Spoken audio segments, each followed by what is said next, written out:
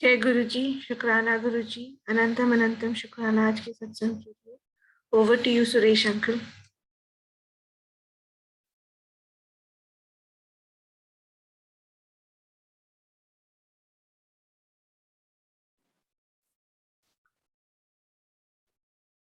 नमस्ते गुरु जी। जय गुरु जी महाराज।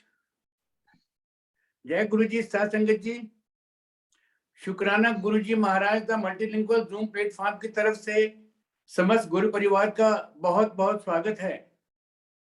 आज पूरे गुरु परिवार को गणतंत्र दिवस की बहुत बहुत बधाइयां। इसके साथ ही ज्यादा समय ना लेते हुए मैं आज की संगत रूपा सूद आंटी जी से रिक्वेस्ट करूंगा कि प्लीज अपने आप को अनम्यूट करें और सत्संग शेयर करें। इसी के साथ मैं बिलाती राम अंकल जी से रिक्वेस्ट करूंगा कि आज का सेशन प्लीज मैनेज करें। जय गुरु जी। जय गुरु जी अंकल। गुरु जी को चरण वंदना और गुरु जी की संगत को नमन। गुरु जी से कब से जुड़े हैं, इससे बड़ी बात है कि हम सीधे गुरु जी महाशिव रब से जुड़े हैं, ये बड़ी बात है। और आंटी जी गुरु जी के उस समय से साथ में रहे हैं जब गुरु जी चोले में थे।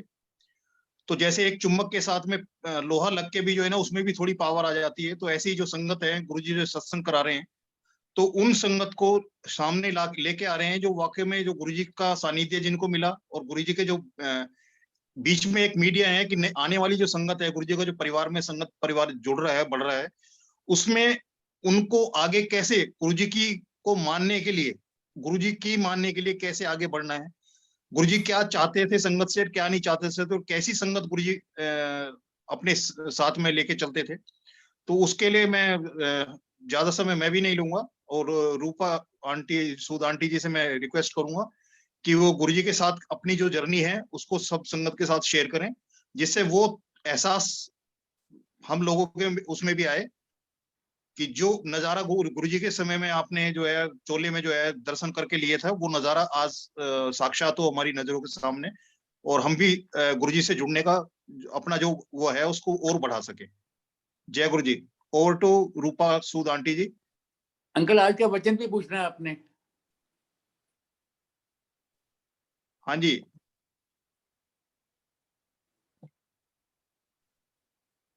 Over to you Rupa aunty. Rupa aunty, आज का जो वचन है उसकी आप थोड़ा सा 2 मिनट के लिए गुरु परिवार को बता देंगे? जी अंकल। जय गुरु जी। जय गुरु जी। नमस्ते गुरु जी की प्यारी प्यारी संगत। शुक्राना गुरु जी, आज आपने मुझे यहाँ सत्संग करने के लिए परमिशन दी।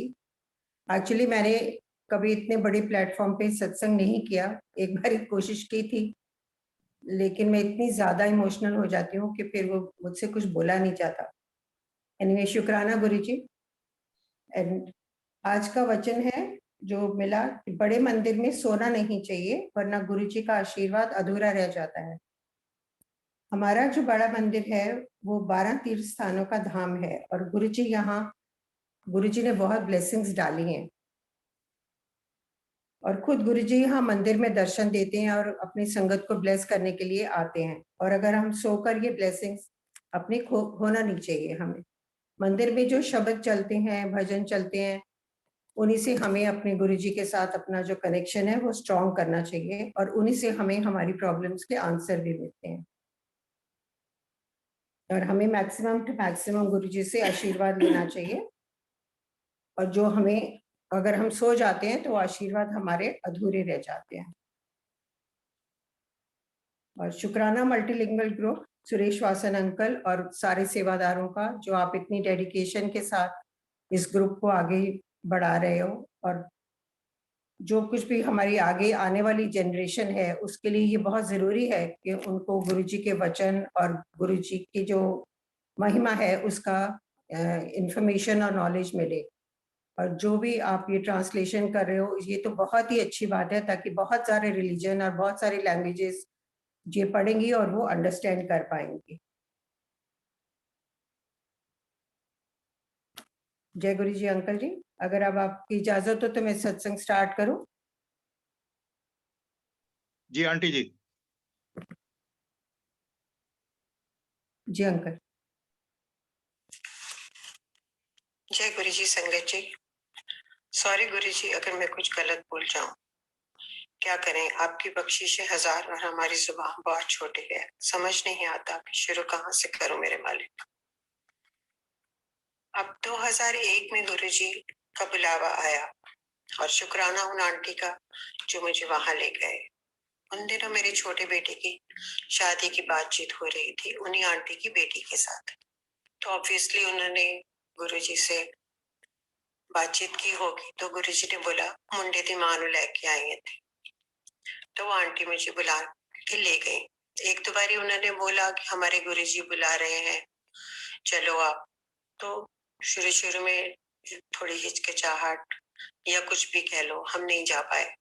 फिर तीसरी बारी फिर आंटी ने बोला तो हम आधे रास्ते में मिले और एम्पायर रोड की तरफ चले गए।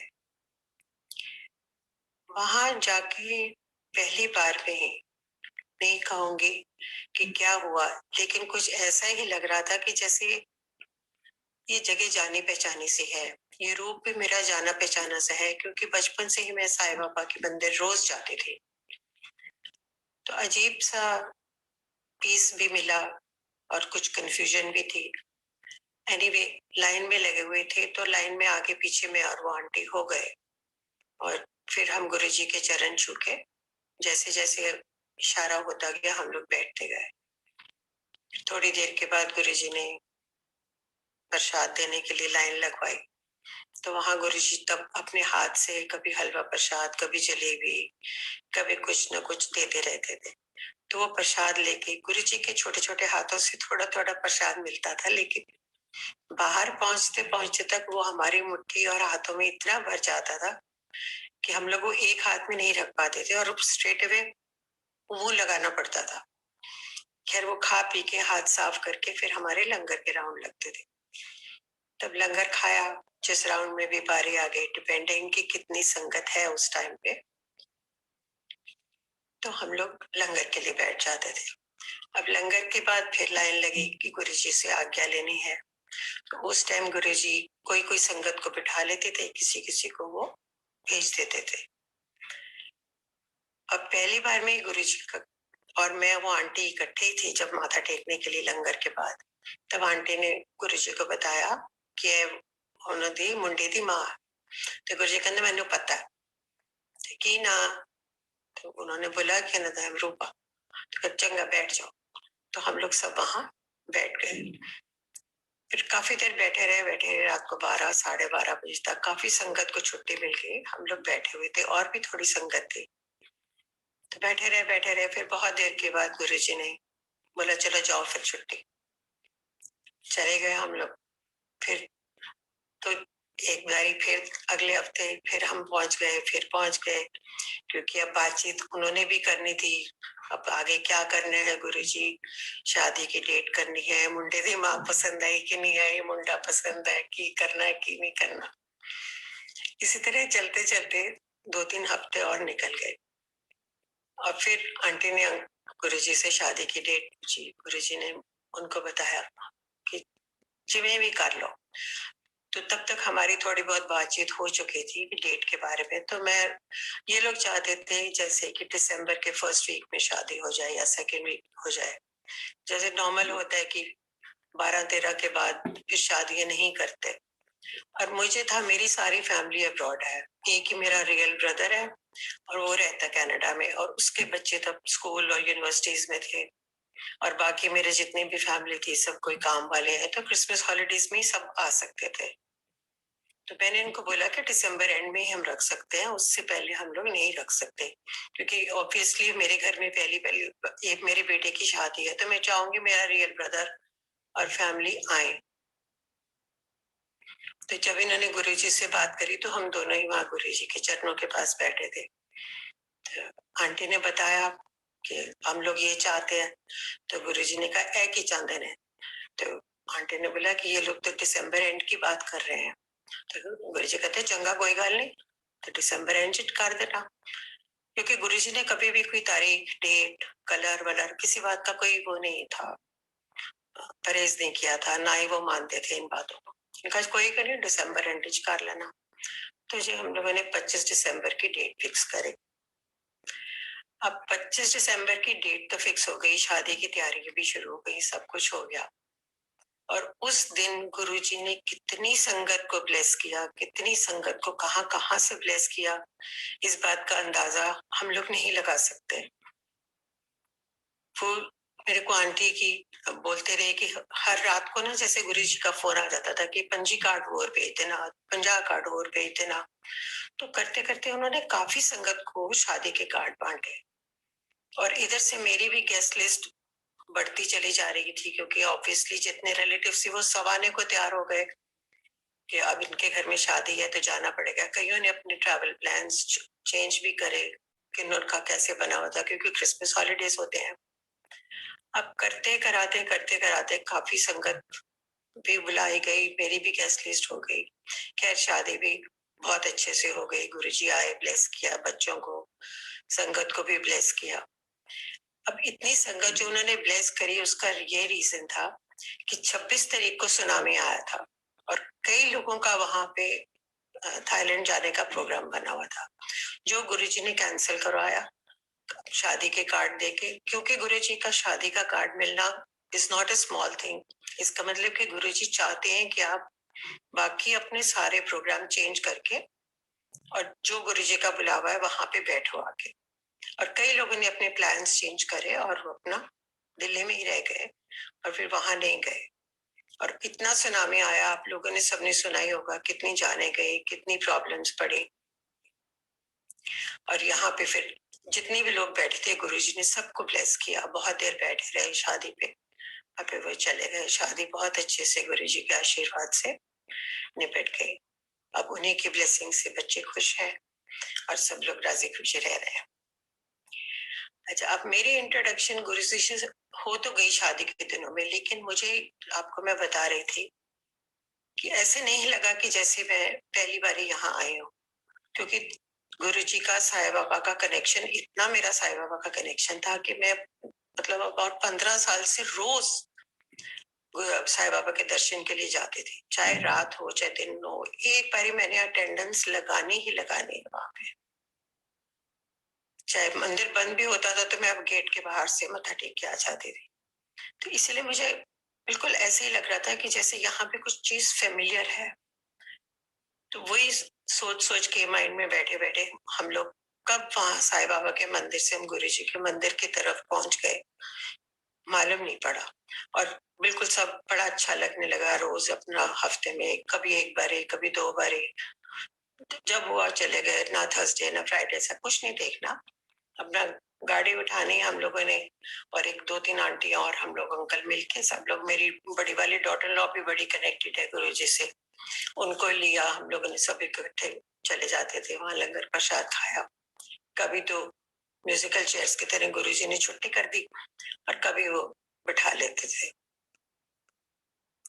अब एक दिन यूं ही बैठे बैठे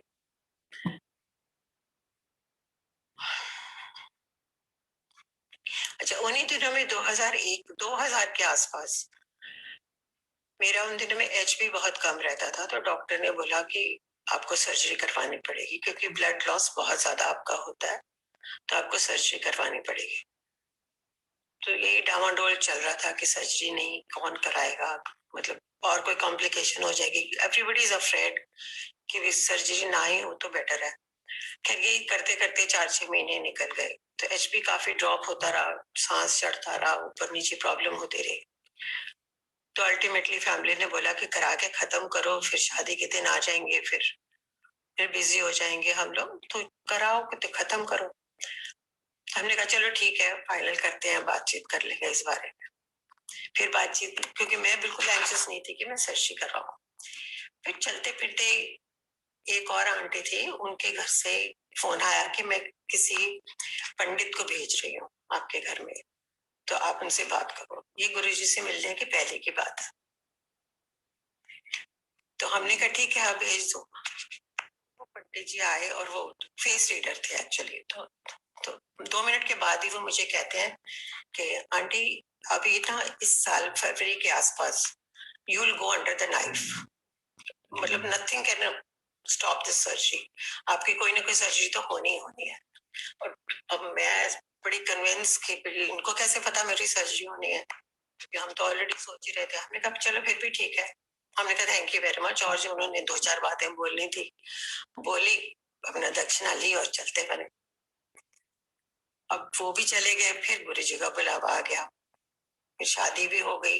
ये करते करते 1.5 साल निकल गया और मैं सर्जरी के बारे में हम भूल ही गए। और वो छोटी मोटी जो कॉम्प्लिकेशन एचबी की, ऑक्सीजन की, ये सब चल रही थी, वो कब कहाँ गायब हो गई इसका पता ही नहीं हमें। तो आज तक मेरी सर्जरी नहीं हुई जो उस टाइम पे 2000 में होनी थी। ये है गुरुजी की मेहर, वो कब बुला के आपको कब क्योर कर देते हैं, कब ब्लेस कर देते हैं, ये हम लोगों के सोचने की बाहर की बात है। इसी तरह से गुरुजी के दरबार में जब हम बैठे होते थे, लंगर प्रसाद से पहले शब्द चल रहे होते थे, तो ये मेरी 4थी या 5वीं मीटिंग की आपको मैं बात बता रही हूँ कि अंकल एक आए और गुरुजी के हाथ में एक लिफाफा पकड़ा गया, ब्राउन कलर का, थोड़ा बड़ा सा। गुरुजी ने थोड़ी देर तो लिफाफा अपने हाथ में रखा, फिर संगत की तरफ देखते रहे, बारी बारी सबको करके आंखें अपनी घुमा घुमा के दूर दूर तक देखते रहे। फिर वो एक एक को इशारा करके अपनी छोटी सी उंगली से बुलाते और लिफाफे में से एक लिफाफा निकाल के उनको दे देते, फिर दूसरे को बुलाते। तो मेरे ख्याल 5, 6 या 7 लिफाफे रहे होंगे उसके अंदर। अब थोड़ी देर के बाद गुरुजी ने मुझे इशारा किया। मैंने सोचा था कि शायद कोई शादी के कार्ड वार्ड होंगे, गुरुजी बांट रहे होंगे, तो मुझे तो नहीं देंगे कि मैं तो बिल्कुल अभी नहीं हूँ, 4थी या 5वीं बार आई हूँ, तो मुझे तो नहीं मिलेगा। एनीवे, तो गुरुजी ने मुझे इशारा किया तो मैं समझ नहीं पाई। फिर मैंने साथ वाली आंटी को बोला, मैं कहा शायद आपको बोल रहे हैं। तो आंटी कहती नहीं आंटी आपको बुला रहे हैं। कहा अच्छा। तो मैं चली गई। अब गुरुजी के पास जाने से डर भी लगता था कि गलत बुला रहे हो, किसी को डांट पड़ जाएगी या कुछ। तो फिर गुरुजी ने इशारा किया, फिर मैं चली। फिर वहां जाके जब गुरुजी के चरणों के पास बैठी तो उन्होंने लिफाफे में जो एक लिफाफा पड़ा था छोटा, वो उठा के मुझे दे दिया। वो लेके मैं गुरुजी की आशीर्वाद लेके वापस आ गई, अपनी जगह में बैठ गई। अब उस टाइम तो किसी की हिम्मत नहीं होती कि लिफाफा खोल के देखो कि इसमें क्या है क्या नहीं है। उसके बाद हम लोग लंगर प्रसाद किया, गुरुजी से प्रसाद लिया, आज्ञा दी गुरुजी ने। हम आ गए गाड़ी में, हमने आके खोला कि देखा लिफाफे पे इतना सुंदर गुरुजी का ब्लैक एंड व्हाइट स्टोल में, जो गुरुजी का चेकर्ड स्टोल है, उसका स्वरूप ये मुझे 4th या 5वीं बारी में मिला। मैं तो बड़ी खुश। अब स्वरूप मिल गया है तो उसको रखना भी है, रखना है तो उसको फ्रेम भी कराना है। अब फ्रेम करवाने के लिए मैंने 2-4 दुकानों में पता किया, तो वो कहने लगे जी आप छोड़ जाओ, हम फ्रेम कर देंगे। मैं कहा छोड़ूंगी तो मैं किसी हालत में नहीं, अभी अभी करके देना है तो दो, आप पता नहीं बाद में गंदे हाथ लगाओगे, कभी खाना खाओगे, कुछ करोगे, छोड़ूंगी मैं नहीं। तो कहते हैं मैडम फिर रहने दो, मतलब नहीं छोड़ोगे तो हम नहीं, मतलब एकदम नहीं करके दे सकते। तो मैंने गाड़ी उठाई, लाजपत नगर चली गई। वहां पे भी 2-4 शॉप्स है, उनसे भी पूछा तो वो लोग भी कहने लगे कि नहीं आंटी आप छोड़ जाओ। मैं कहा नहीं छोड़ूंगी तो नहीं। फिर मैं एक छोटी सी शॉप थी कोने के अंदर, तो उसके फ्रेम पड़े थे बाहर, तो मैंने सोचा इसी में घुस जाती हूँ, देखती हूँ कोई फ्रेम अगर इसी साइज का मिल जाता मुझे। तो उस शॉप में मैं गई तो उसको मैंने फोटो दिखाई, तो उसने मेरे को जो एग्जैक्टली मुझे जो फ्रेम चाहिए था जिस टाइप का, क्योंकि ब्लैक एंड व्हाइट स्टोल था, मुझे थोड़ा उसके सिमिलर ही चाहिए था, बिल्कुल एग्जैक्टली वैसा ही फ्रेम मुझे एग्जैक्ट साइज का उस शॉप में मिल गया। वो मैंने फोटो फ्रेम में लगवाई और लाके मैंने अपने मंदिर में रख दी। ये तो हुई स्वरूप की ब्लेसिंग। फिर उसी तरह थोड़े महीने और निकल गए, तो हम लोग ऐसे ही बैठे हुए थे।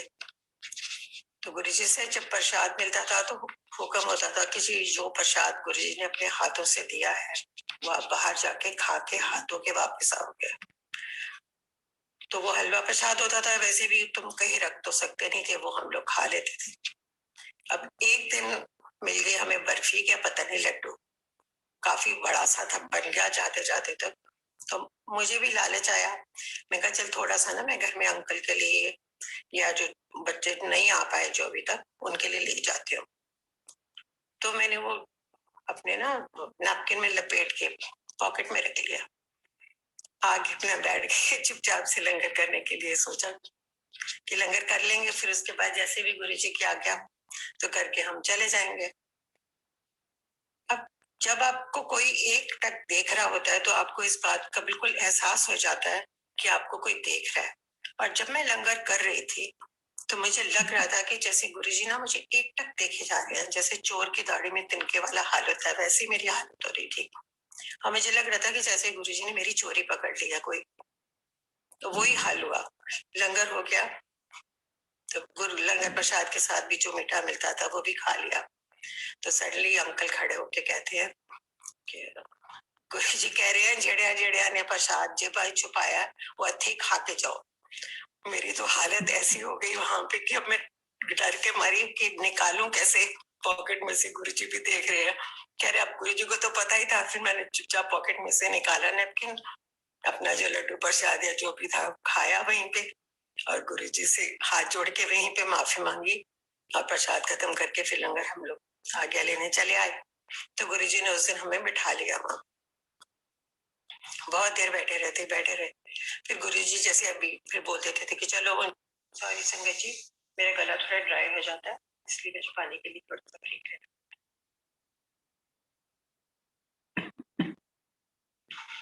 ऐसे ही गुरु जी वहां बिठाए रखते थे और फिर बाद में कह रहे थे कि चलो जाओ, हो गया छुट्टी थोड़ी, चलो हम जाओ शॉपिंग करो, ऐश करो, शादियां तैयारियां करो। इसी तरह से हम लोग अपना टाइम निकलता गया, बैठे रहते, कभी आ जाते। हमेशा यही होता था कि काश के लंगर प्रसाद के बाद गुरु जी हमारी छुट्टी ना कर दे, क्योंकि मन ही नहीं होता था वहां से उठ के आने। इसी तरह चलते चलाते में बहुत और थोड़े हफ्ते निकल गए। फिर एक अंकल गुरु जी के हाथ में पाउच पकड़ा के गए। पाउच गुरु जी ने खोला और अपना हाथ उसमें डाल दिया। इसी तरह से गुरु जी आधा घंटा भजन चलते रहे, गुरुबाणी चलते बैठे रहे। देखा मैंने काफी टाइम गुरु जी का हाथ पाउच में था। बहुत देर के बाद गुरु जी ने एक एक संगत को कभी पीछे से, कभी ऊपर से, कभी कहीं से बुलाना शुरू किया और वो निकाल के पाउच में से एक एक जो भी था वो देते रहे। अब मैं गुरु जी के बिल्कुल चरणों के पास ही बैठी हुई थी, तो मन में सोच रही हूँ कि गुरु जी इतनी दूर दूर से बुला के दे रहे हैं, तो मैं तो दिख ही नहीं रही गुरु जी को, क्योंकि मन में हमेशा लालच होता है और पता है कि गुरु जी अगर कुछ दे रहे हैं तो it has to be a blessing. तो थोड़ी देर बाद पता नहीं क्यों मेरी आंखों में से आंसू आने शुरू, तो मैं रोने लग गई। वहां रो ही रही थी ऑब्वियसली। तो काफी टाइम ऐसे निकल गया। फिर मुझे लगा कि जैसे गुरुजी एक टक मुझे देख रहे हैं और उनके हाथ में जाता जो भी चीज थी उसको ऐसे ऐसे करके अपने अंगूठे और बड़ी उंगली के बीच में ऐसे रगड़ रहे थे, मल रहे थे।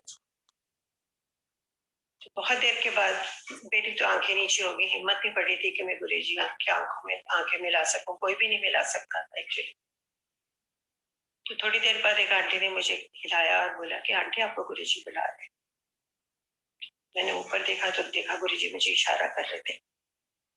फिर मैं उठ के गुरुजी के पास गई तो गुरुजी ने वो उठा वो पाउच था उनके हाथ में छोटा सा, उन्होंने मेरे हाथ में रख दिया। मैंने वो चुपचाप से अपनी मुट्ठी बंद करी और आके अपनी जगह पे बैठ गई। आके जैसे ही बैठ गई इतनी जोर से मुझे रोना आना शुरू हो गया। I got so emotional out of love, out of affection, out of the blessings which I got from Guruji. तो गुरुजी के हमेशा गुरुजी हमारे मन की बात जो है वो एकदम उनको पता लग जाती है। खैर मैंने वो पकड़ लिया और बाद में जब हम लोग लंगर प्रसाद के लिए प्रसाद लेके बाहर गए खाने के लिए, तब मैंने देखा तो गुरु जी का बहुत ही सुंदर छोटा सा सिल्वर में लगा हुआ स्वरूप था गले में डालने के लिए। तो मेरी तो खुशी का जैसे कोई अंत ही नहीं था। और वो स्वरूप मैंने चेन में डाल के आज तक अपने गले में डाला हुआ। बीच में कुछ टाइम के लिए उसका एक छोटा सा कुंडा ढीला हो गया, तो मैंने उठा के ना उसको अलमारी में रख दिया कि कहीं कोई गिर ना जाए या टूट ना जाए। एक बार उसको ठीक भी करवाया, फिर भी वो थोड़ा कहीं से वीक रह गया लिंक। तो फिर मैंने उसको अलमारी में रख दिया, मैं कहीं गिर ना जाए कहीं, गुरु जी की दी हुई ब्लेसिंग है। गुरु जी को तो पता है उन्होंने अगर वो ब्लेस करके दिया है तो जरूर कोई रीजन के लिए होगा, लेकिन हम लोगों को ये बात का एहसास नहीं होता। तो बीच में काफी टाइम कुछ हमारा ऐसे ही चल रहा था, तो सडनली गुरुजी ने मुझे दिखाया, एक सत्संग के जरिए पता लगा, उन्होंने मुझे सुनाया कि जेड़ियां मैं ब्लेसिंग देना वो ते लोकी अलमारियां च रख देते हैं ते फिर कहते हैं कि ब्लेसिंग नहीं मिलती। एकदम से मुझे स्ट्राइक हुआ कि वो मैंने तो ब्लेसिंग अपनी अलमारी में रख दी है।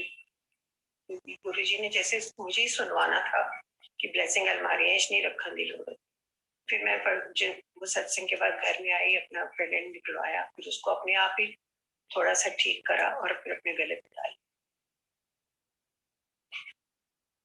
तो इसी तरह चलते चलते बहुत अच्छा लगता गुरुजी के पास बैठे रहते।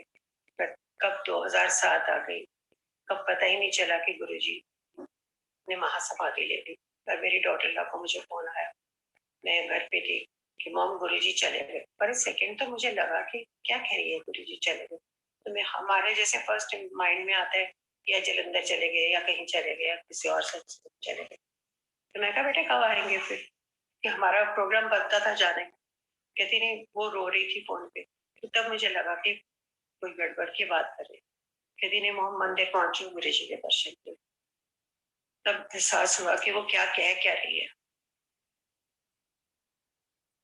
तो जब मैं मंदिर गई तो वहां पे लाइन भी लग चुकी थी तब तक, और जगजीत सिंह का भजन चल रहा था, ये नाम है आत्मा अमर है।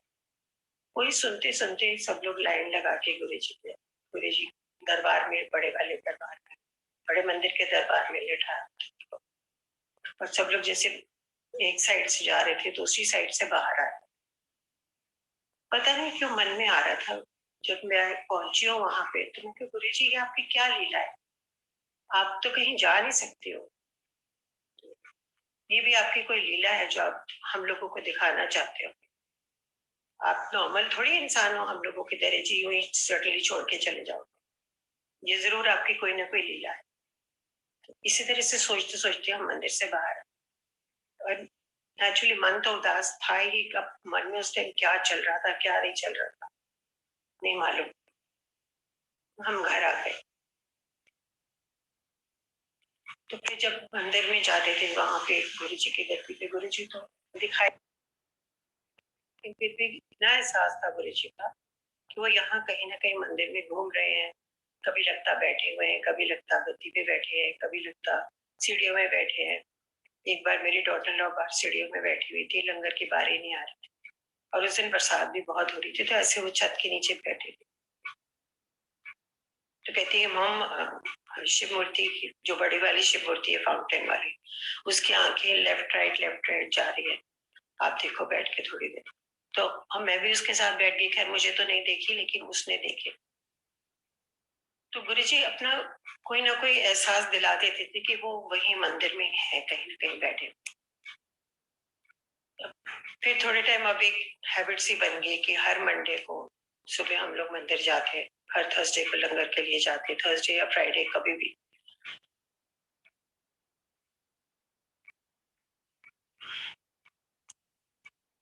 तो फिर मैं देखती थी कि कुछ मंदिर में सुबह आंटी शिव मूर्ति सेवा कर रही होती थी, तो हम लोग पता टेकते थे वहां पे।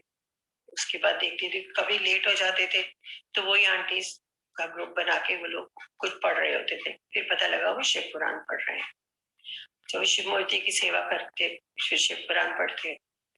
तो हम तो अपना जाते थे मंदिर, दर्शन किया, प्रसाद खाया और आ गए।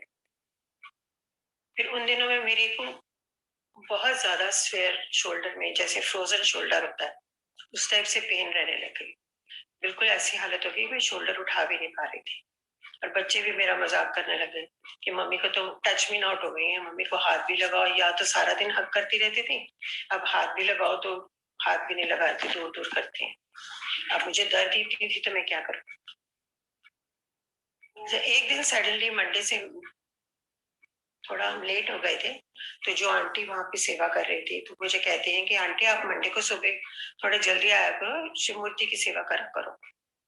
फॉर सेकेंड तो एकदम से कोई कह दे कि शिव मूर्ति की सेवा, वो भी हमारे जैसे छोटे इंसान को, बहुत बड़ी चीज थी। तो took me a while to grasp the whole thing कि आंटी क्या रही हैं। यानी आंटी आप सेवा के लिए आया करो। एक मंडे छोड़ के मैं दूसरे मंडे अब सेवा के लिए पहुंच गए। फिर वो उन दिनों में माइंड में यही चल रहा था कि मेरे शोल्डर में इतनी दर्द है तो मैं कैसे कर पाऊंगी, क्योंकि मैं उनको देखती थी जोर जोर से कपड़ा लेके रगड़ रहे होते थे कि मुझसे होगा कि नहीं होगा। मैंने कहा कोई बात नहीं, गुरु जी का हुक्म है। और बुलावा भी आया सेवा के लिए, जिंदगी में पहली बार। खुश भी बहुत थी तो पहुंच गई वहां पे। अब आप लोग बिलीव करोगे, उस दिन मैंने सेवा करी है तो थोड़ा सा मेरे हाथ में स्ट्रेच था। उसके अगले मंडे मैंने सेवा करी तो मेरा ऑलरेडी 50% शोल्डर बेटर हो गया। और थर्ड टाइम तक मेरा शोल्डर की दर्द कहाँ गई मुझे खुद भी मालूम नहीं कि दर्द कभी थी भी मुझे। एकदम से सब कुछ नॉर्मल, बाएं भी नॉर्मल, शोल्डर भी नॉर्मल, हर चीज की मूवमेंट भी नॉर्मल हो गई, सब कुछ ठीक ठाक हो गया। ये हमारे गुरुजी की मेहर है। वो कब बुला के कहाँ पे ब्लेस आप लोगों को कर देते हैं कुछ मालूम नहीं है। हम लोग तो सोचते ही रह जाते हैं कि अच्छा कैसे कहेंगे, कैसे दर्द होएगी, कैसे ठीक होएंगे, पता नहीं गुरुजी करेंगे क्या करेंगे। पर गुरुजी को सब पता है, वो जैसे भी करेंगे बहुत अच्छा ही करेंगे। और ये हमने देखा हुआ है कि जब हम शिव मूर्ति की सेवा करते थे, गुरुजी तो हमेशा लोगों की बीमारियां अपने ऊपर ले लेते। कभी उनके हाथ सूजे होते थे, कभी उनके पांव सूजे होते थे, कभी आंखें खुली हुई हैं, कभी चेहरा उदास है, कभी बहुत खुश होते थे। और कभी इतनी सर्दी में दिसंबर जनवरी के महीने में शिव मूर्ति के ऐसे गर्म होती थी कि जैसे अभी अभी गुरुजी उठ के बोल पड़ेंगे या चल पड़ेंगे। इतनी लीलाएं उन्होंने दिखाई हैं उन्हीं दिनों के अंदर। बहुत अच्छा लगता था ना। हम लोगों को सर्दी का होता था, सुबह 5, 5:30, 6 बजे निकलना है, कभी फॉग है, कभी बरसात है, हम लोग अपना गाड़ी उठाई और चल पड़े, निकल पड़े। एक दिन यूं ही रात को जब हम सेवा के लिए लंगर के लिए सारे गए हुए थे, तो उन दिनों में बेसमेंट में बुला के राउंड लगते थे लंगर के। लंगर करके हम बाहर बैठे हुए थे आके स्लैब के ऊपर। तो किचन की कुछ आंटीज अंदर बाहर घूम रही थी, सिर पे वाइट टोपी लगा के, क्योंकि किचन में टोपी लगा के सेवा करती। और मैं ऐसी मन ही मन में सोच रही थी कि मैं कहा गुरु जी कितना अच्छा लग रहा है ना, तो मैं भी कभी टोपी ऐसे लगा के घूमूं। बस ऐसे ही मन में हल्का सा ख्याल आया। तो उसके बाद हम लोग अपना हाथ वाथ धोए, आ गए घर में। निकल 2-3 मंडे निकले होंगे तो हमारे मंडी की कोऑर्डिनेटर आंटी थी, उन्होंने मुझे बोला कि आंटी किचन की ना तो गर्मी की छुट्टियां शुरू हो रही हैं, तो किचन की बहुत आंटीज छुट्टी जा रही हैं, तो आप लोग थोड़े टाइम के लिए टेम्परेरी किचन में सेवा करना चाहोगे अगर आप कहीं नहीं जा रहे तो। मैं कहा आंटी आपने क्या कह दिया कहीं जा भी रहोगे तो हम नहीं जाएंगे, कैंसिल कर देंगे, कुछ भी होगा। आपने किचन के लिए बोला तो डेफिनेटली मैं जरूर आऊंगी। मैंने अपने डॉटर से बात करी, कहती हाँ मॉम जरूर चलेंगे। तो उन्होंने कहा था कि 2-3 घंटे के लिए दोपहर को आ जाना, उसके बाद क्योंकि इतना रश नहीं होता, तब तक हमारा काम खत्म हो जाता है, जैसे 4 बजे तक। हमने कहा ठीक है आंटी हम आ जाएंगे। तो तब छोटी सी किचन थी वहां साइड में जो हम सेवा के लिए जाते थे। अपनी तरफ से तो वी वर प्रिपेयर्ड कि हमने क्या करना है। सेवा 2 घंटे की 3 घंटे में हुई, 3 घंटे की 5 घंटे हो गई। मन ही नहीं करता था कि तुम बाहर निकलो और फिर घर आ जाओ। करते करते संगत भी बढ़ती चली गई, सेवा टाइमिंग्स भी बढ़ते गए, किचन बड़ा वाला बनना था तो अंदर बाहर होता रहा। तो गुरुजी की कृपा से, उनकी मेहर से हम लास्ट डे तक, जब तक कोविड के लिए मंदिर नहीं बंद हुआ, उस दिन भी हम लोग किचन में सेवा ही कर रहे थे, लंगर बन रहा था। जब ऑर्डर आया कि अब मंदिर बंद होगा थोड़ा, तो हमने भी यही सुना था, सोचा यही था कि चलो थोड़े दिन, हफ्ता 10 दिन बंद होगा तो उसके बाद फिर हम लोग आ जाएंगे। क्या पता था कि कोविड की इतनी प्रॉब्लम बढ़ जाएगी कि उसके बाद सेवा के लिए हम लोग तरसते ही रह जाएंगे। लेकिन गुरुजी की इतनी मेहर है, इतनी उनकी ब्लेसिंग्स हैं कि मंदिर बंद होने से पहले उन्होंने हर सेवा का मौका दिया, हर सेवा में ब्लेस किया है, चाहे वो हॉल की थी, चाहे वो किचन की थी, पैंट्री की थी, लंगर की थी, जैसे भी समाधि सेवा, जो भी मतलब मन में हमारी सेवाएं रह गई थी वो सब गुरुजी ने पूरी करवाई है। इतना उनका ब्लेसिंग है, इतनी ब्लेसिंग है कि बता नहीं सकते।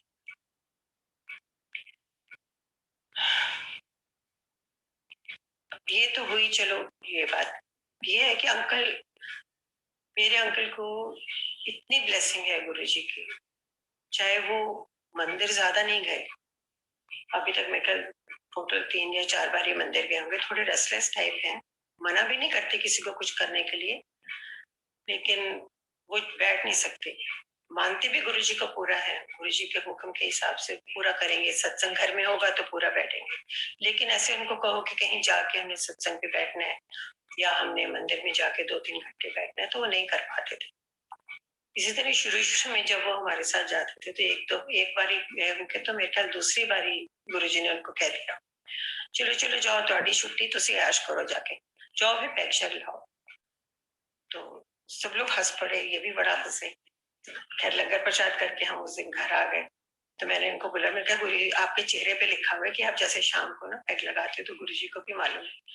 तो हंसने लग गए। तो उसके बाद ये 1-2 बारी ही गए होंगे। तो इनको इतनी ब्लेसिंग है गुरुजी की कि मतलब कह रहे हैं, बताऊं मैं कैसे। 2008 के आसपास अंकल को कैंसर हो गया।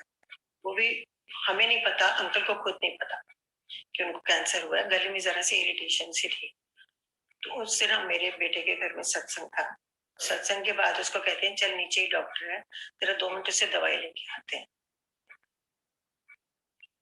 तो ये लोग डॉक्टर को चेकअप करवा के 15-20 मिनट में वापस आ गए, नीचे पास ही था। तो मैंने इनसे पूछा, मैंने तो ये सोचा कि वॉक करने गए हैं दोनों, फादर एंड सन। तो फिर मैंने आके पूछा, मैं कहा कहाँ हो गए, वॉक कर रहे? तो ज्यादा लंगर खा लिया? तो हंसने लग गए। कहते नहीं नहीं, ऐसे नीचे गए थे डॉक्टर को मिलने। तो क्या हो गया डॉक्टर को? मैं तो बेटा कहने लगा मेरा, नहीं मम कुछ नहीं, कोई ऐसी बात नहीं है, ऐसे चेकअप कराने गए थे। अच्छा चलो ठीक है। क्या बोला डॉक्टर ने? नहीं कुछ नहीं, उसने बोला कि एक सुबह टेस्ट करवाना है, लिख के दिया उसने। तो तब भी हमने कुछ सोचा नहीं ज्यादा। ये लोग सुबह, मेरा बेटा ही उनको लेके चला गया वहां पे हाउस कार्ड टेस्ट करवाने के लिए। तो वहां से टेस्ट उन्होंने करवाया, वहां अगले दिन MRI कराया, स्कैन कराया। मुझे नहीं पता था कि इतने लंबे चौड़े टेस्ट करवाने जा रहे हैं। तो अगले दिन इनकी रिपोर्ट आई। तो रिपोर्ट पे थोड़ा सा कैंसर का डाउट हुआ। तो इसने मुझे बोला बेटे ने कि मामा अपना, मेरा कजन बहुत बड़ा डॉक्टर है, तो आप एक बार मामा से डिस्कस कर लो कि इस तरह डॉक्टर कह रहे हैं। तो मैं कहा ऐसी कोई बात नहीं है, इन लोगों को कुछ पता तो होता नहीं है, ऐसे डराते रहते हैं अपनी फीसें बनाने के लिए। कहते कोई नहीं मॉम, अब जब आप पता ही है तो फिर आप मामा से एक बार बात कर लो, बता देंगे वो। अच्छा ठीक है, चलो कर लेते हैं। तो मैंने अपने कजन को फोन किया, मैं कहा इस तरह से हमारे में आई है। तो कहते कल कोई नहीं, मेरे को रिपोर्ट भेज दे, मैं देख लेता हूँ। तो उसको मैंने रिपोर्ट भेज दी। तो उसने बोला कि हाँ डाउट तो है, कोई बात नहीं, तो आप ऐसा करो, मैं मैक्स हॉस्पिटल का जो टॉप का ऑन्कोलॉजिस्ट है उसका नंबर, अपॉइंटमेंट ले लेता हूँ, तो आप उनको उनके पास ले जाओ, जो भी ठीक होगा वो ठीक ही गाइड करेगा। तो हमने कहा ठीक है। तो मन में कुछ ऐसा डर नहीं, रोना धोना नहीं, वो कैंसर हो गया, ये हो गया, कैसे होगा, ये होगा, फलान होगा, कुछ नहीं। मैं कहा अच्छा ठीक है, जैसे तू कह रहा है वैसे कर लेते हैं। तो उसने अपने आप ही मैक्स में अपॉइंटमेंट ली और ये रिपोर्ट्स वगैरह लेके, मेरा बेटा कहने लगा मामा, उस दिन मेरे ख्याल में मंडे था, तो मेरा बेटा कहता मामा आप तो सेवा पे जाओ, तो मैं पापा को ले जाऊंगा। उससे एक दिन पहले हम लोग डॉक्टर को ऑलरेडी दिखाए थे। तो डॉक्टर ने कहा कि नहीं हम इनके ना वो करेंगे,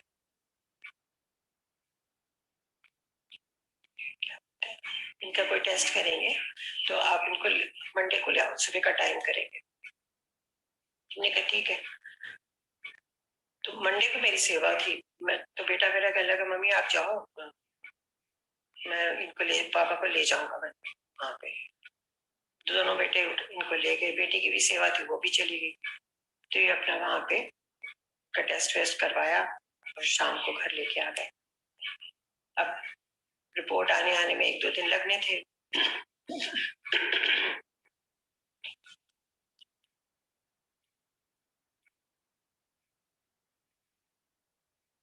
तो फिर थर्सडे आ गया। थर्सडे को हमारी किचन सेवा होती थी। अब हम लोग थर्सडे को किचन चले गए सेवा करने के लिए। तो पीछे रिपोर्ट आ गई। तो हमने बाद में शाम को जब मैसेज चेक किया, हाँ बायोप्सी होनी थी, तो शाम को हमने अपने मैसेज चेक किया कि फोन तो हम रख देते थे, सुबह अलाउड ही नहीं होते थे किचन में। शाम को जब चेक किया तो उसमें बेटे का ऑलरेडी मैसेज आया था कि mom cancer is confirm, so doctor is saying we have to perform surgery immediately, we should not delay it also. अब उस टाइम देखो अराउंड 6:30-7 बजे का टाइम था, तो मैंने 1 सेकंड के लिए अपनी डॉटर को बोला मैं कि चलें घर। तो फिर हम ऐसे सोच ही रहे थे, अब चेहरे से पता लग जाता है कि इंसान जैसे थोड़ा सा अपसेट है। तो हमारे किचन के कोऑर्डिनेटर आंटी कहने लगी क्या बात है, तो हमने कहा नहीं ऐसी कुछ नहीं, थोड़ी सी परेशानी है। तो हम सोच रहे थे कि जाएं, तो कहने लगी नहीं सेवा तो खत्म हो गई, अभी लंगर लगने लगा, खा के और लेके जाना, आप तो अंकल के लिए लेके जाते हो लंगर। क्या हाँ जी आप कह तो ठीक रहे हो। फिर हम लोगों ने लंगर लिया, अंकल के लिए लंगर पैक कराया और हम लोग आ गए। और उस टाइम भी कोई मन में ऐसा हलचल नहीं, कोई तूफान नहीं कि कैंसर हो गया, हो अंकल को कैंसर हो गया, क्या बनेगा क्या नहीं। इतने काम गुरुजी ने इतनी हिम्मत दी उस टाइम पे भी कि तुम्हें घबराने की क्या जरूरत है, जब मैं देख रहा हूँ, मैं कर रहा हूँ अपने आप सब कुछ। और आप देखो मंडे को हमारी सेवा होती है, मंडे को उनका पहला टेस्ट हुआ, थर्सडे को हमारी सेवा होती है, थर्सडे वाले दिन उनकी बायोप्सी का रिपोर्ट आई, हम लोग लंगर लेके घर चले गए। अब अगले मंडे की, अब थर्सडे के बाद जो 3 दिन के बाद सर्जरी फिक्स हो गई। अब सर्जरी का टाइम डॉक्टर ने 10:30-11 बजे का दिया था, तो तब भी बेटा मेरा कहने लगा कि मम्मी आप जाओ मंदिर होके आप सीधे वहीं पे आ जाना हॉस्पिटल, 10:30 तो कह रहे हैं, करते कराते जब तक ओटी में ले जाएंगे तैयार करेंगे तो 12 तो बज ही जाने हैं। मैं कहा ठीक है मैं होके आती हूँ। तो मैं फिर मंडे को गई, वहां से जल प्रसाद लिया, सेवा खत्म करी, जल प्रसाद लिया, तो हॉस्पिटल पहुंच गई सीधे लैक्स। वहां पे उनको अभी लेके नहीं गए थे, लाइन में लगे हुए थे, तो मैंने इनको जल प्रसाद पिलाया, गुरु जी का स्वरूप मेरे हाथ में ही था, तो टच कराया, मैं कहा कोई नहीं घबराओ सब ठीक हो जाएगा।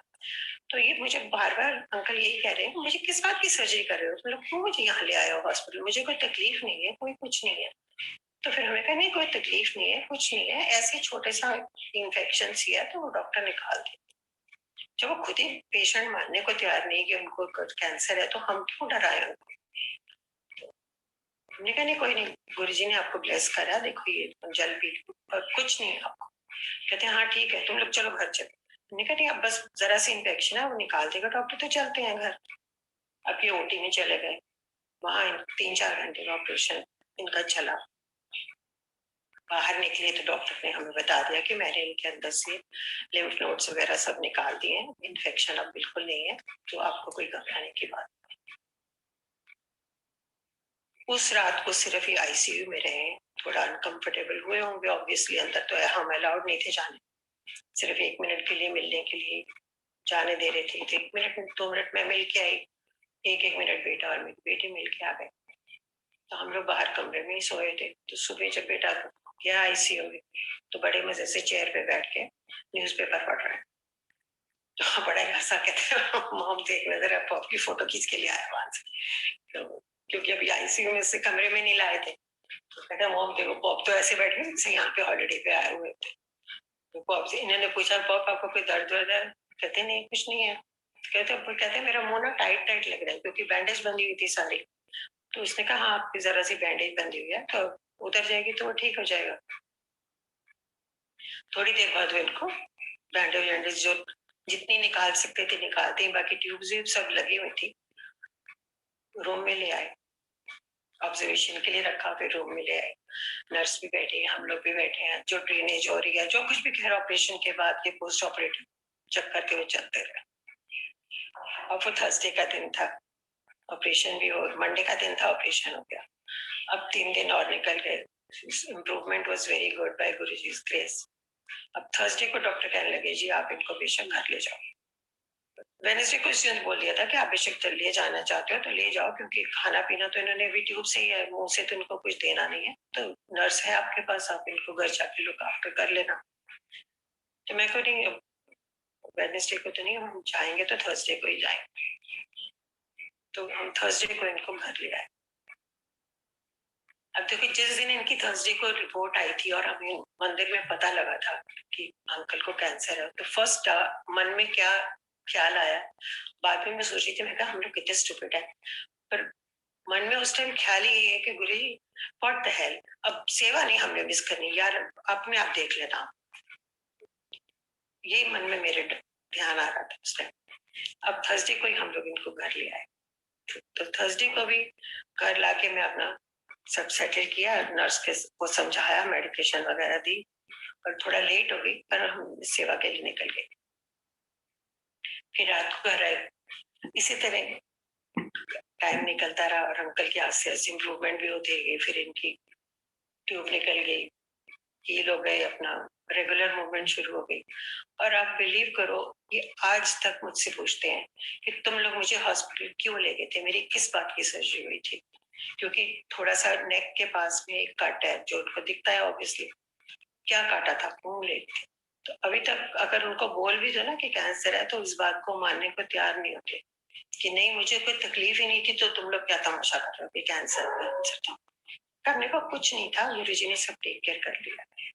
तो इसी तरह एक दिन हम लोग मंदिर में बैठे हुए थे, तो इन्होंने मंदिर में बाहर निकल के देखा तो अंकल की मिस कॉल आई थी। वैसे कभी मंदिर में हमें फोन करते नहीं थे, चाहे मंदिर खुद जाए या ना जाए, मैं सारा दिन घर से बाहर रहती थी।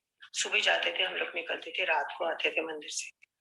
और कभी भी इन्होंने इस बात के लिए मुंह नहीं बनाया था या हमें नहीं रोका था या बोला हो कि तुम लोग सारा दिन घर से चले जाते हो छोड़ के मुझे, ये है कुछ नहीं, ना बीमारी के टाइम ना बीमारी के बाद, आज तक नहीं कभी बोले थे। उस दिन देखा तो इनकी मिस कॉल आई हुई थी। फिर हमने रास्ते में जब निकले वहां से तो फोन किया कि क्या बात है, आपने फोन किया था, सब ठीक तो है, आपको पता तो है हम मंदिर में फोन नहीं उठाते। कहते हैं हाँ मुझे मालूम है, लेकिन बात ही कुछ ऐसी थी कि तुम्हें बताना जरूरी था कि मैं लेटा हुआ था तो सडनली कमरे में इतनी ज्यादा फ्रेग्रेंस आने लग गई रोजेस की और गुरुजी की, तो मैं इतना ज्यादा ओवरवेलम हो गया कि मैं किसको बताऊं, इसलिए मैंने तुम्हें फोन कर दिया। इनका अच्छा, कहते हैं मुझे लगा जैसे गुरुजी मुझे मिलने आए, ऑब्वियसली इतनी फ्रेग्रेंस आ गई तो गुरुजी आपको मिलने ही आए होंगे ना। कहते हैं हाँ। मैं कहा आपकी तबीयत ठीक है, कहते हैं हाँ मैं तो बिल्कुल ठीक हूँ, मुझे क्या हुआ। इनके पेट डायलॉग है कि जब भी पूछ लो आपकी तबीयत ठीक है, हाँ मैं तो बिल्कुल ठीक हूँ, मुझे क्या हुआ।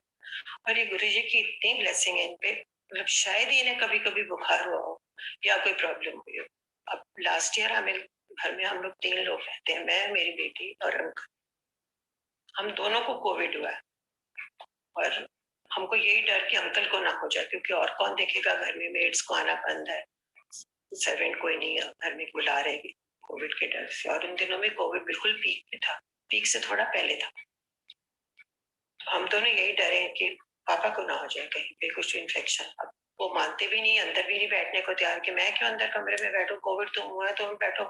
अरे हम अगर कमरे में बैठ जाएंगे तो आपको खाना कौन देगा या आपको लुक आफ्टर कौन करेगा, यही सोचते रहते थे, अपने आप को ढक ढक के इनको देखना करना।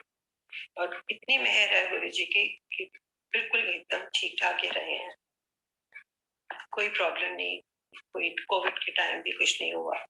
अभी भी बड़ी ब्लेसिंग है गुरु जी की, और बड़ा शुक्राना है गुरु जी का कि उन्होंने इतना हमको देखा और वो देख रहे हैं।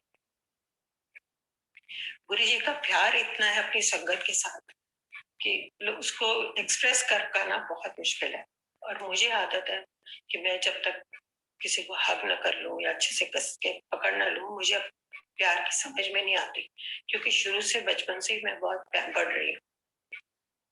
कभी मम्मी से हग करनी, ब्रदर से करनी, एक एक ब्रदर है मेरा और हमारी फैमिली में कोई है नहीं, या कजन्स हैं तो उनके घर में, मासियों के घर में कोई बेटी नहीं है, तो सब लोगों का मेरे साथ बहुत प्यार है और हम लोग हमेशा एक दूसरे को हग करके ही अपना प्यार जताते रहते।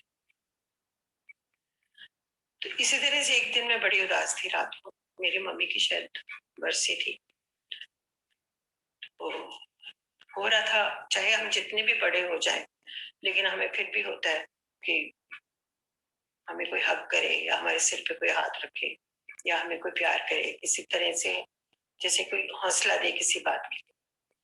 तो गुरु जी के साथ बातें करते करते रात को मैं ऐसी सो गई। मैं कहा गुरु जी मन बड़ा उदास है, मम्मी की भी बहुत याद आ रही, तो अगर एक हक मिल जाती तो मेरे को कितना अच्छा लगता। उसी रात को बिलीव कर ड्रीम में गुरु जी ने दर्शन दिए और एक बड़ा सा हॉल है और गद्दी पे गुरु जी बैठे हैं, तो और फिर मेरे को इशारा, जैसे स्वरूप के लिए उन्होंने इशारा किया था वैसे ही अपनी उंगली उठा के इशारा करते हैं और कहते इधर आओ।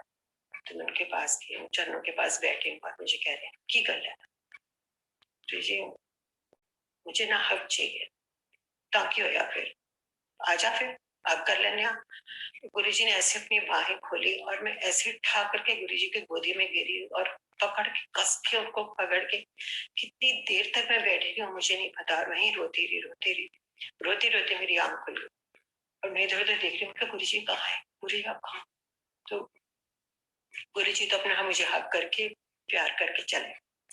इसी तरह से एक बारी नहीं, वो कई बारी मेरे सपनों में आए हैं, ड्रीम दर्शन दिए और चले जाते।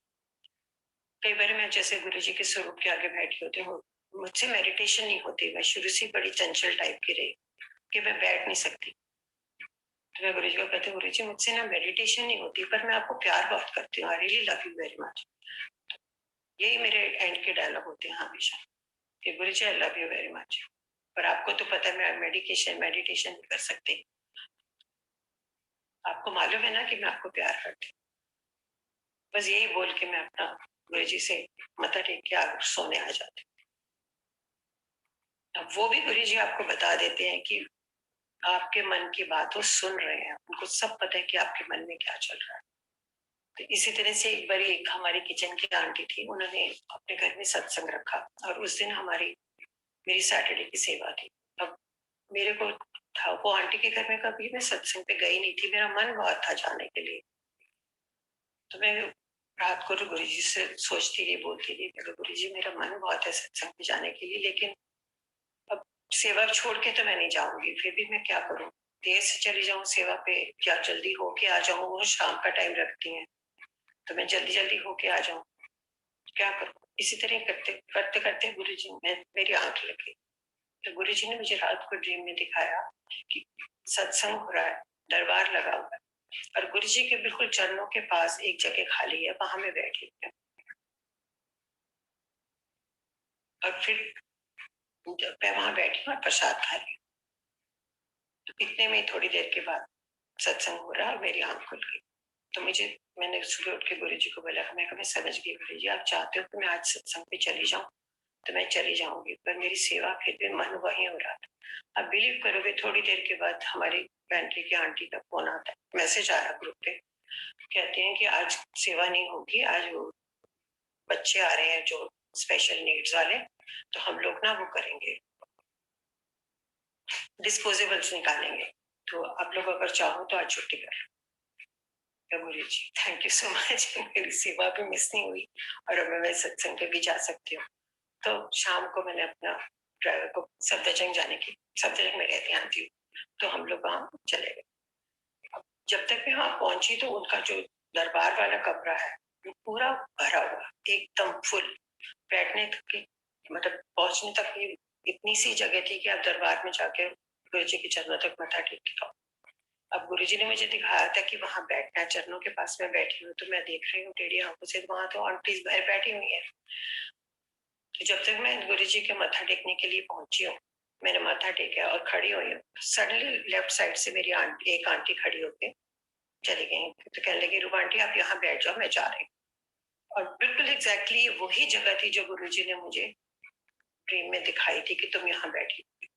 वो आंटी उठ के चली गई, वो आज्ञा लेने आ गई, मैं उनकी जगह में आके बैठ गई और फिर वो सत्संग अटेंड किया। अब सत्संग खत्म होने के बाद हम लोग बैठे हुए थे, जैसे एक दूसरे से सत्संग कर रहे थे, जब भजन खत्म, तो एक आंटी उठ के मेरे पास आती है, वो नोएडा में रहती है, कहती है आंटी मैं तो आपको देख के इतनी खुश हो गई हूँ कि मैं आपको बता नहीं सकती। मैं कहा क्या हो गया, सब ठीक? खुशी तो अच्छी, चलो अच्छी बात है। कहती है मैं एक गुरुजी का मैसेज आपको देना था और मैं सोच रही थी आपका नंबर कहीं मेरे से मिसप्लेस हो गया, क्योंकि बहुत टाइम मिले नहीं थे बीच में हम लोग, तो मेरा फोन ये हो गया, तो नंबर कहीं मिसप्लेस हो गया था, तो आपको गुरुजी का मैसेज देना था। मैं कहा दो, बड़ी खुशी की बात है। तो उन्होंने मुझे कस की जप्फी मारी, मैंने भी उन्हें जप्फी मारी।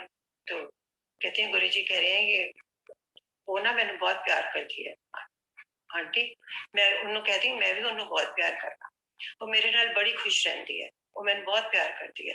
तो गुरुजी ने बोला कि उन्हें कहती हूँ मैंने बहुत प्यार कर दिया, मैं भी उन्हें बहुत प्यार करना। मैं आंटी मेरा तो दिल ही नहीं कर रहा कि मैं आपको छोड़ूं आज, आप ठीक खड़े रहो। हम कितनी देर एक दूसरे को वहीं हक करके खड़े रहे, यूं ही लगे जैसे गुरुजी की ब्लेसिंग्स एकदम फ्लो कर रही हैं एकदम मेरी बॉडी के अंदर। और मैं इतनी खुश कि कैसे बताऊं। और ये वाला मैसेज मुझे एक आंटी ने नहीं, 3-4 आंटीज ने अलग अलग टाइम पे दिया कि उन्होंने कह दी मैंने बहुत प्यार करना, वो भी मैंने बहुत प्यार करती है।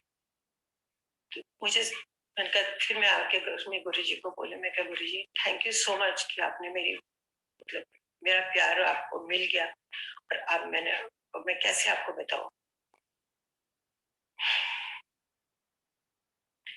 अभी एक छोटा सा सत्संग बहुत जरूरी मैं आपको बताती हूँ। अभी कोविड से थोड़ा टाइम पहले इतनी संगत बढ़ गई थी इवन शिव मूर्ति में, क्योंकि गुरुजी ने मेरे को लगता है बहुत आंटीज को या लोगों को ब्लेस करना था, आंटीज को या अंकल्स को। तो शिव मूर्ति सेवा के लिए बहुत आंटीज बढ़ गई थी। उसकी वजह से जो पुरानी आंटीज थी उन लोगों ने टर्न लगा दी कोऑर्डिनेटर आंटी ने कि आप हफ्ते में 3 हफ्ते के बाद आप लोगों की बारी आया करेगी, क्योंकि बाकी आंटीज को भी चांस मिल रहा है सेवा करने का, उनको भी ब्लेसिंग चाहिए। तो 2-3 हफ्ते हम लोगों की बारी नहीं है, कभी 2 हफ्ते कभी 3 हफ्ते के बाद एक बारी हमें बारी मिलती थी।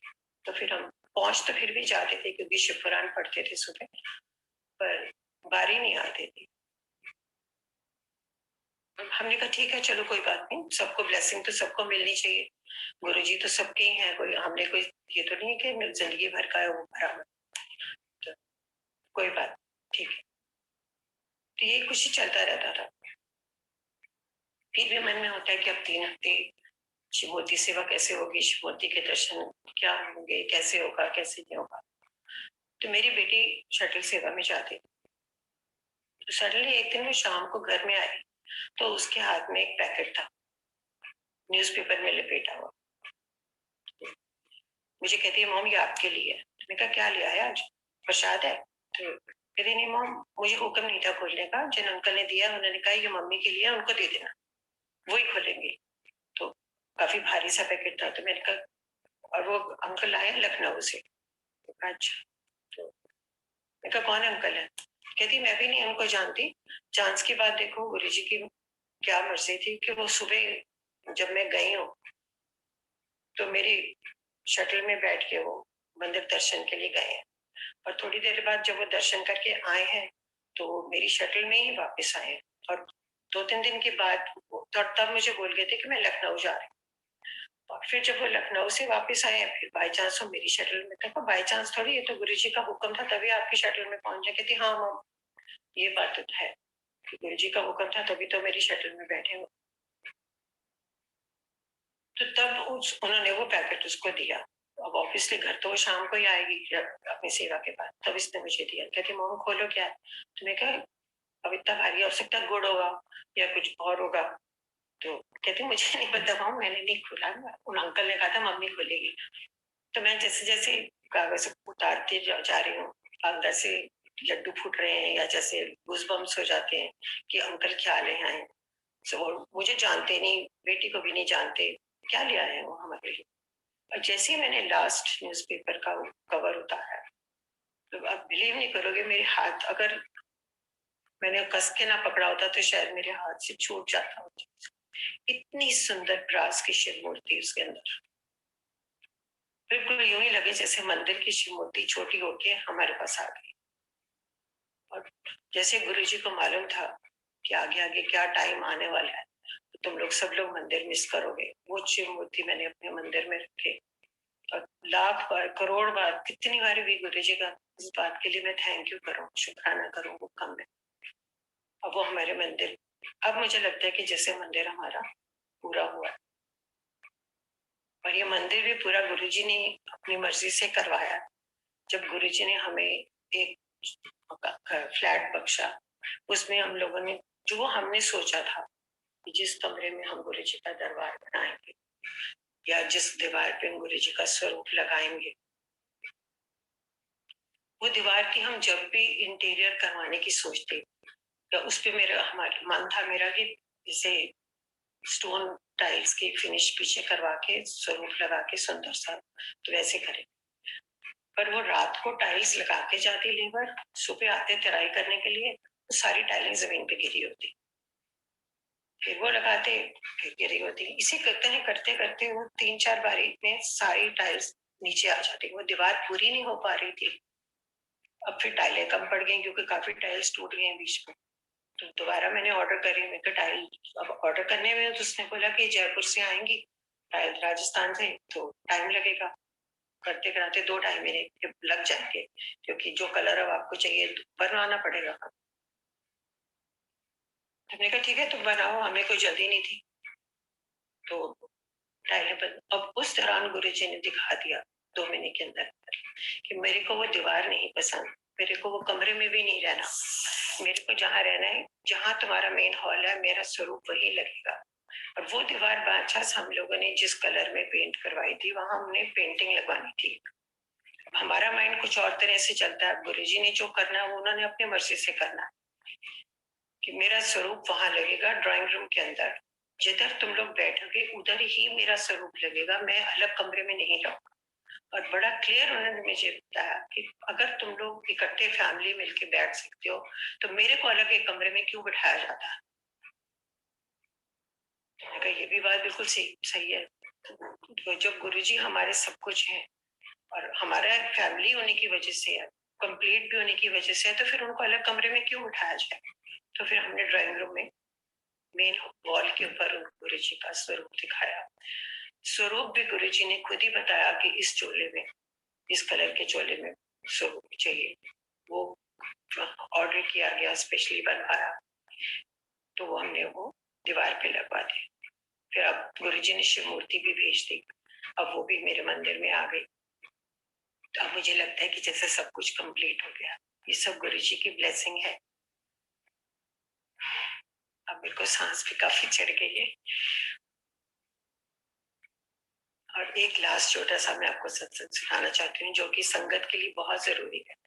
नवंबर के महीने में गुरुजी ने ड्रीम दर्शन दे दी थी, और एक पहाड़ी के ऊपर जैसे बहुत बड़ा एक हॉल है, और हॉल में संगत बैठी हुई है और सत्संग चल रहा है। बाहर बड़ा तूफान आ रहा है, आंधी तूफान, जैसे मिट्टी हवा कुछ ना कुछ। तो खिड़की के दरवाजे खटखट हो रहे हैं। तो मैं गुरुजी के पास जाके कह रही हूँ कि गुरुजी बाहर बड़ा तूफान आ रहा है, ना कोई अंदर जा पा रहा है, ना कोई दरवाजा खुल रहा है, ना कोई बाहर जा पा रहा है, तो क्या करें। तो गुरुजी कहते हैं की करना है बाहर जाके, अंदर बैठो ते मंत्र जाप करो, मंत्र जाप ही तुहानू लोगों को बचाएगा, जिन्ना हो सके मंत्र जाप करो। बड़ा माड़ा टाइम है। संगत जी प्लीज मेरे हाथ जोड़ के आप लोग से यही प्रेयर है कि आप लोग अपने आप को संभालें, अंदर रहें। गुरु जी का भी यही हुक्म है कि अंदर बैठो, अपने घरों में सत्संग करो, अपने घर में रहो, मंत्र जाप करो। थैंक यू सो मच संगत जी फॉर लिसनिंग। सॉरी गुरु जी, मेरे से बहुत गलतियां हुई हैं, मैं क्या करूं, इमोशनल भी मैं बहुत हो जाती हूँ और गला भी मेरा थोड़ा जैसे ही है, ज्यादा बोलने की इजाजत नहीं देता। Thank you so much, thank you multilingual group, thank you for listening everybody. शुक्राना। जय गुरु जी आंटी। जय गुरु जी आंटी। जैसे एक बहुत पुराना गाना था कि उठ जाग मुसाफिर भोर भई, अब रैन कहाँ जो सोवत है, जो सोवत है सो खोवत है, जो जागत है सो पावत है।